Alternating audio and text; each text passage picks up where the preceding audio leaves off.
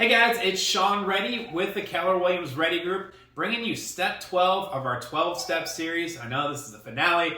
We're sad too, of how to sell your home yourself using for sale by owner techniques. And step 12, this is actually going to be a recap of all the steps 1 through 11. So here we go. Step number 1, if you're following along, this is where you decide your listing price. If you price it too high, nobody's going to come to see it. You price it low, you're going to have a bidding war. So, somewhere in the low to in between is where you want to be. So your home doesn't just sit out there collecting dust. Days on market are your enemy as a seller. Step number 2, prepping your home. This is where the staging comes into play. You make sure that everything is show ready. You want to look at your home through the eyes of a buyer. You bought that home, so you can relate to that. Take down, a majority of your family photos. You want the buyer to be able to see themselves in your home, not see it as your home. Step 3, photograph your home. Do not use a cell phone here. This is where you want to spend a few bucks and hire a photographer to come in. May cost you $300 to $500, yet totally going to be worth it when it comes to the end result. Step 4, list your home. So as a for sale by owner, you have less opportunities, if you will, to expose your home than a real estate agent would. That's okay. Doesn't mean it doesn't work. You can take your home to Zillow. Just please note, Zillow has made some changes. You actually have to make a couple extra clicks if you're looking as a buyer to find the for sale by owners. And the reason for that is that Zillow is now a brokerage. They don't want you to compete with them.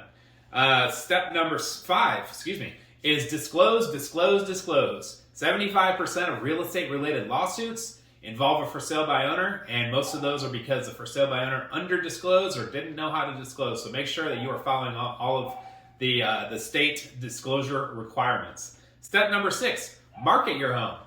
So you have it listed, you likely have it on multiple websites, maybe using your social media channels. We're bullish on email marketing. We have a database of 80,000 people, and we heavily use that database to not just find the buyer, find somebody who might know the buyer. So make sure that you're leveraging social media. Make sure you might be wanting to put up paid ads on Facebook and Instagram. Those work very well. Email marketing, direct mail. You can door knock. You can make phone calls. You can leave voicemails using slide broadcasts. You can use text blasting. Endless ways that you can promote your home outside of where you actually just listed it. Number 7, communicate at a high level. You want to communicate to everybody who shows interest in your home. Even if they disappear for a little while, make sure you're following up because they could be the one, they just got busy doing something else. So all of the buyers that have come through, all the agents who said that they have buyers, you need to create a plan to follow up with them at a high level. Step number 8, hire third-party experts. Okay, so you're going to need people to help you close the transaction once you do find a buyer, namely a title company. So if you don't have one in mind, make sure that you research and find a title company who's going to do a good job for you. Some other third-party experts, you may want to have it appraised prior to, you may want to have it inspected prior to. So it's a good idea to have both of those steps done so you know what you're dealing with and there's no surprises. Step number 9, wait for offers. We got it listed, we have it marketed. Hopefully you've had some buyers come through and show some interest.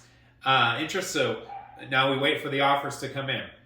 Step 10, once they do, negotiating that contract. Make sure that you're checking the 6 to 8 deal points inside of each contract and aligning those to fit your goals. Negotiations can be heated, can be tricky, especially you selling your home yourself, because there's going to be a lot more emotional attachment to that home. So just make the best negotiations out there are win-win. The worst ones are win-lose. Those typically end up in canceled deals. Step number 11, contract to close. This is where all of the behind-the-scenes stuff happens, including inspections and appraisals, earnest money, loan underwriting, getting clear to close from the lender. All these things take place typically in a 30 to 45-day window. If it's cash, it's quicker. I mentioned in my last video that we do have a contract to close company that I can recommend to you called Rocky Mountain Transaction Management.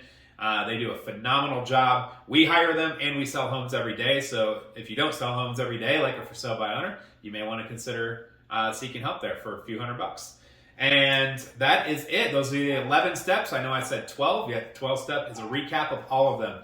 We hope you found this series extremely informative. If there's anything that we can do to help you, we are here to be a resource. Whether you choose to hire an agent or not, just call on me. I love geeking out over this stuff and just helping people pass the finish line, making sure that they get every dollar out of their home sale that they possibly can. Again, it's been a pleasure. My name is Sean Reddy of the Keller Williams Reddy Group, and we'll see you at the next series. Take care.